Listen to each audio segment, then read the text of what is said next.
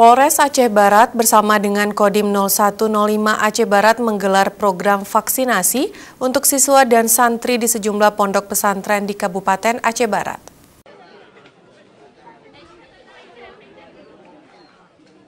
Polres Aceh Barat bersama Kodim 0105 Aceh Barat bekerja sama dengan Dinas Kesehatan setempat melakukan vaksinasi dosis pertama kepada ratusan santri di sejumlah pesantren atau dayah di wilayah tersebut. Selain santri, vaksinasi juga menyasar para siswa di wilayah itu.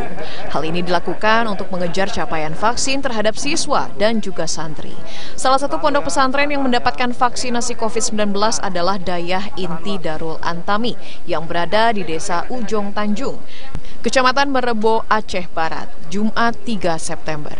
Sebelum divaksin, satu persatu para santri dilakukan pemeriksaan kesehatan terlebih dahulu untuk memastikan santri dalam kondisi sehat dan siap untuk divaksin.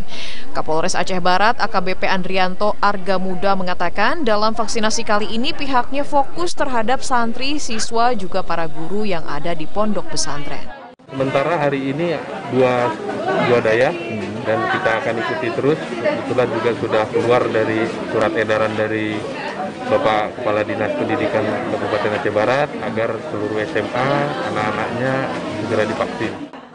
Sementara itu, Wakil Ketua Satgas COVID-19 Letkol Infanteri Dimar Bahtera mengatakan kasus terpapar COVID-19 di Aceh Barat masih cukup tinggi sehingga perlu adanya kesadaran penuh dari masyarakat dalam penerapan protokol kesehatan.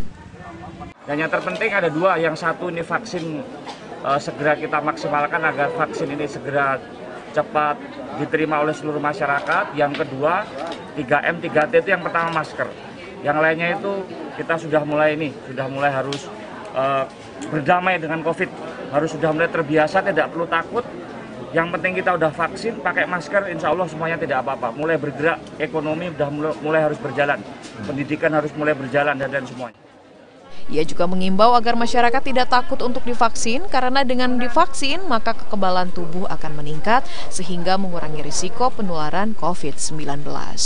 Dari Aceh Barat, Aceh, Aprizal Rahmat, Kantor Berita Antara, mewartakan.